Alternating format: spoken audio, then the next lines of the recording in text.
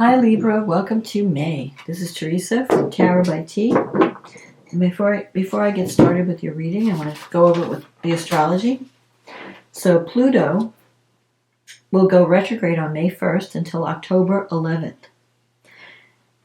May 5th we'll have a full moon in Scorpio, full moon eclipse. May 7th, your ruling planet Venus moves into Cancer. Then on the 16th, Mercury goes direct after having been retrograde in Taurus. Jupiter then moves into Taurus. On May 19th, the new moon in Taurus. And then we have Mars moving into Leo. And May 21st, the sun moves into Gemini. And we'll talk about that later. Let's see what the cards say for Libra in terms of love and relationships for May. What does Libra need to know about love and relationships for the month of May? What is coming up for Libra?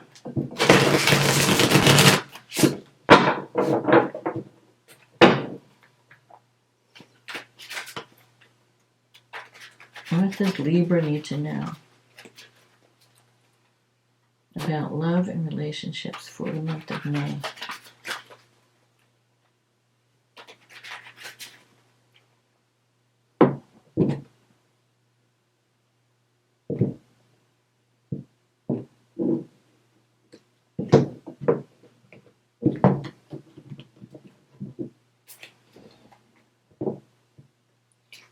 The Fool.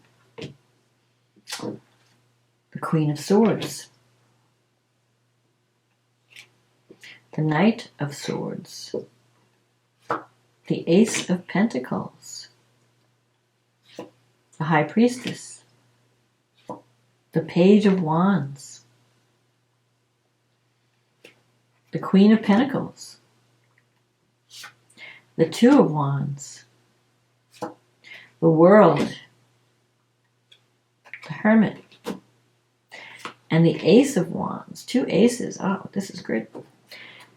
New beginnings. Okay, so we're starting out the month with the Fool energy.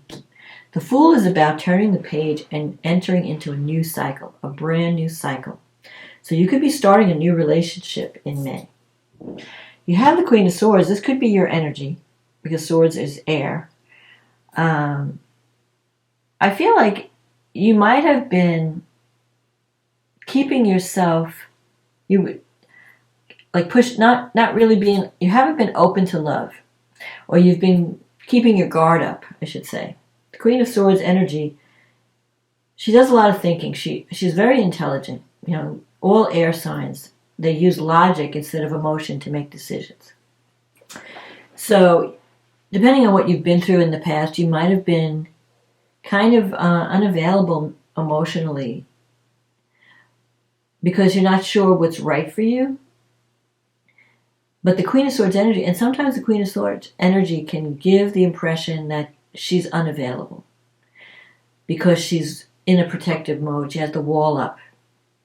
So, you know, you might care about someone, but they don't know it because you've got the wall up. You're not letting them know. And so they think, oh, this person's not interested, and they just, move on. But I think you're doing a lot of thinking about starting. If you're not in a relationship, you're thinking about starting one, or you're thinking about having a new start in an existing relationship. So if you've had issues with a relationship, maybe you're ready to say to the person, look, let's turn the page. Let's start over. Let's pretend the past never happened. Let's have a new, fresh start this month. But for a lot of you, I feel like it's a brand new situation that you're thinking about. Do I want to get involved in a brand new relationship? And you might be feeling guided to follow your intuition. Like, I feel like I want some fresh energy. I'm tired of the same old, same old. I want to start a new path, a new life, a new love.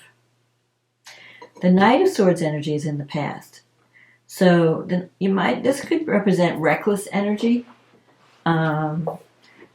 Taking action, sudden departure.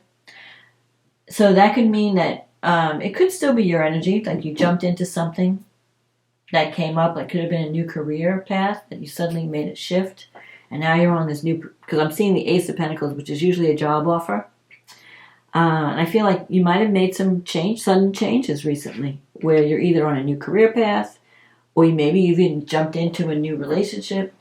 Or you could have maybe someone actually left your life, someone who was reckless energy. Because the Knight of Swords energy is someone who is a little bit of a risk taker, a little reckless, a little selfish. Like they just think about their own agenda. They're not thinking about how their actions are affecting others. So that could be you or someone else. Like maybe someone just made a quick departure. But I don't see that as a negative thing, because I feel like if someone like left your life, it was probably a blessing, because they weren't really committed anyway, or they were like just thinking about their own agenda or their own needs.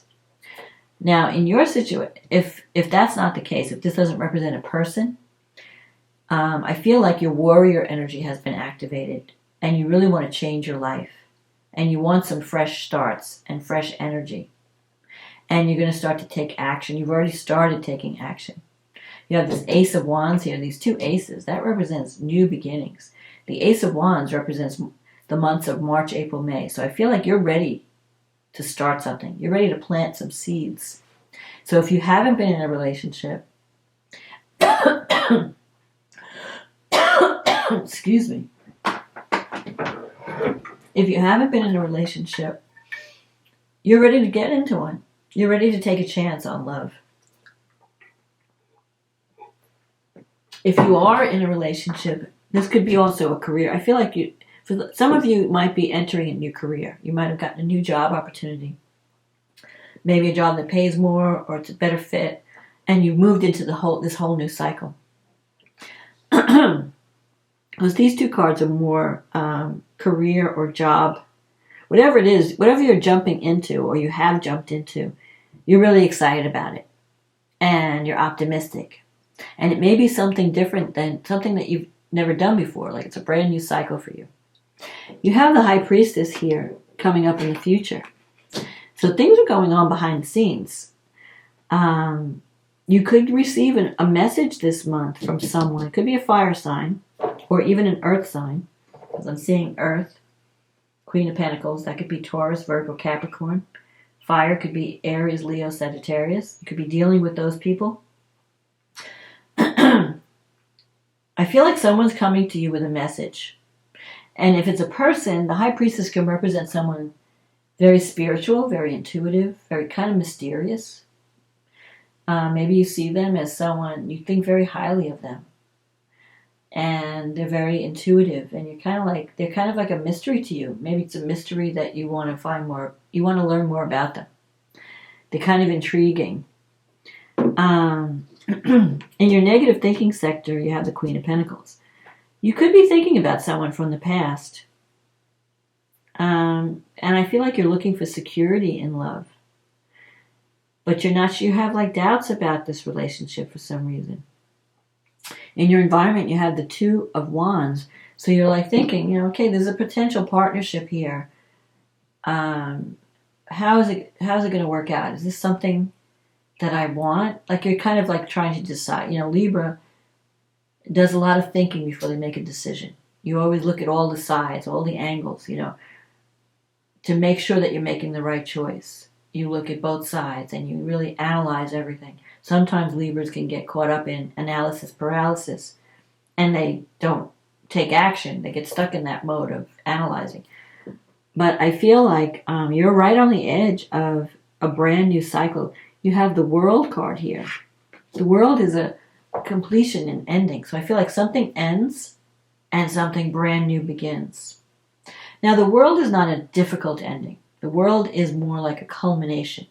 Like you've put a lot of energy into something and now it's finally manifesting. So it could be a relationship that if you've been dating someone for a long time, you may decide to commit. You may decide to make it more permanent. It could also mean the end of cycle, where if you ended a relationship, okay, that part of my life is ending whatever I've been, like if I've been stressed over something, that's coming to an end. And now I can move to have a new start somewhere else. The World card is also about finally achieving a goal that you've worked hard for. And now you're existing in a state of grace. You're moving up to another level. So I feel like, career-wise, I feel like you're doing really well. You're being successful. And you might get a promotion or a raise or a new job that pays more, that gives you more responsibility, more respect. But whatever you're doing, you're loving it. Because the World card is like existing in a state of grace. But it also can mean closure on an old way of life. So, and you have the Hermit here, which is kind of like doing some soul searching. So you're realizing that you're closing one chapter and you're getting ready to start a brand new chapter.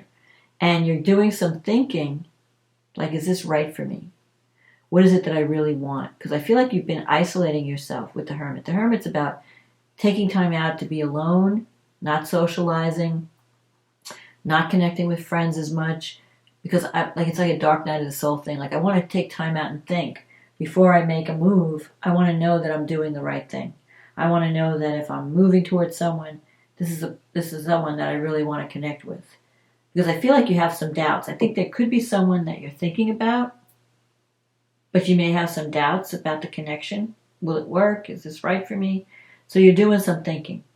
But I feel that there is a message coming in that's going to bring you good news and hope. So be prepared, especially with Uranus connecting with Mercury this month. There could be some unexpected messages and communications coming in that are going to put you on a new path. I think it's positive. I think you have a lot of new beginnings. You just have to overcome your sense of doubt, and get out of your head and just go on a new adventure. Make a decision. A lot of people worry about making the wrong choice, but then if you don't make any choice, that's a choice too, right? And you could lose out on opportunities by not choosing. So I feel like it's better to make a choice. If it turns out that it wasn't the right choice, then you make another choice. But it's better to keep moving forward than to be stuck because of indecision. That's my personal feeling. So I feel like you have a lot of thinking to do this month. And you need to drop your guard because there's an opportunity for a new growth, new cycle coming in that could bring a lot of joy and adventure to your life. Okay, so let's see what the angels have to say, and then we'll look at your astrology. What do the angels have to say to Libra? What message do they need to hear right now?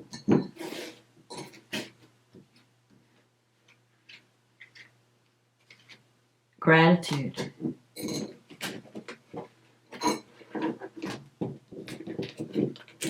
Definitely, this is some exciting developments coming up this month. I feel like you're going to be.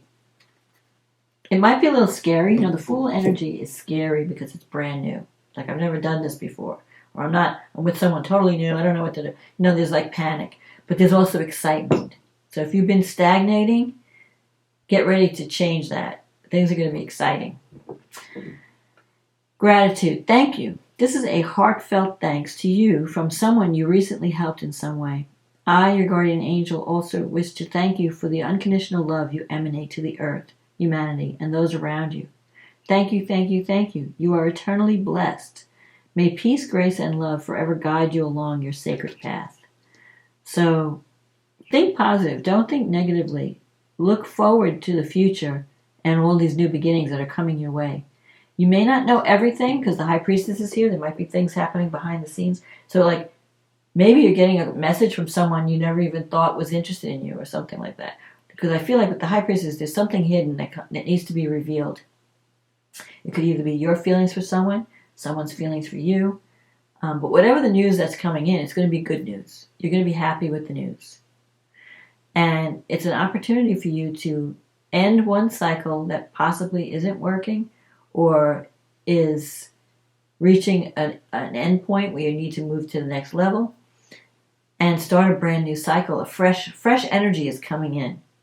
And it's going to be very positive. And you're going to feel like, why did I wait so long? You could have had this, I feel like you're planting seeds and you're going to start to see the results of that. And it's going to be positive, but you have to know what you want before you get it. So take time out and think, but don't take too much time. And if you need help or advice, talk to some friends, talk to people who you respect, talk to a counselor to help you make that choice, to help you navigate this new cycle, this new energy coming in. Okay, so the Scorpio full moon is happening in your second house. That's your financial house. And the Sun and Mercury and Uranus is in the 8th house. So something unexpected is happening in your financial sector. You're going to see the truth about a money situation. The 8th house has to do with partner's income, so there could be some surprise developments around that. The 8th house is also taxes, debts, inheritance, things that you, money that you get from other sources, maybe a partner's income. So I feel like something is going to be revealed at this time. There could be a career opportunity because Mars is in your 10th house and it's trining the moon. There could be a new job. I feel like it's a new job or an opportunity to make more money, and you can finally pay off some of your debts or invest money. You might be talking to a banker, like, what do I do with this money that suddenly came in? Maybe you win a lottery or some kind of contest. Or your partner gets a new job and brings more money into the family, and you have to figure out, what are we going to do with this money? The North Node is in the 8th, and Mercury is there, and Jupiter's close enough to be considered a conjunction. So I feel like abundance is coming your way financially. You have Saturn in your 6th house, so you're working really hard. When Saturn's in the 6th house, you feel like a slave to your job. Maybe you're working hard because you're trying to pay off debt, or you're trying to get your finances in order, save for retirement, whatever. Venus is in the 9th, and it's sextile Jupiter in the 7th. That is positive energy for attracting a partner that you could be attracting a wealthy partner or someone who brings positive energy into your life. You might even decide to travel with each other. And they may change your belief systems in some way. They're going to get you out of your comfort zone. But it's going to be exciting. You have Pluto going through the 5th, and it's squaring Jupiter in the 7th. And Chiron in the 7th. So you have some healing to do around partnerships. But there's a powerful new love that's coming in. And like I said, it's going to get you out of your comfort zone. And your children may not be 100%. If you have children, they may not be 100% on board with this new relationship. There might be some power struggles around it. Maybe you're like all excited about this person and they're afraid of losing their place in your life. Or it could be that they're not ready for you to make these changes. But I feel like there's a romance that's starting that has the potential to transform your life in a big way. So then we have the new moon in Taurus, and that's happening in your 8th house. So the 8th house has to do with the money, not money that you make through your career, but other people's resources. So a bank loan or an inheritance or your partner's income or funding that you get from somewhere. It's also the house of your fears and your dark, your shadow. Like, where do you fear intimacy? Maybe you have a chance. I feel like you have the possibility to start a new partnership that's going to help you confront your fears around intimacy. Mars is in the 10th house, and it's opposing Pluto in the 5th. There could be some power struggles. But Mars is also trining Neptune. So I feel like there might be some major shifts going on in your career and your work environment. Some power struggles.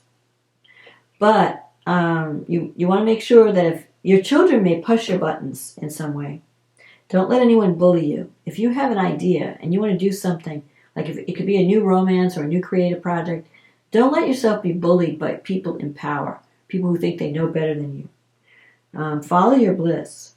You have Venus in the 10th house. So I feel like you're attracting love. And if you're doing anything creative, you're going to really be enjoying the work that you're doing.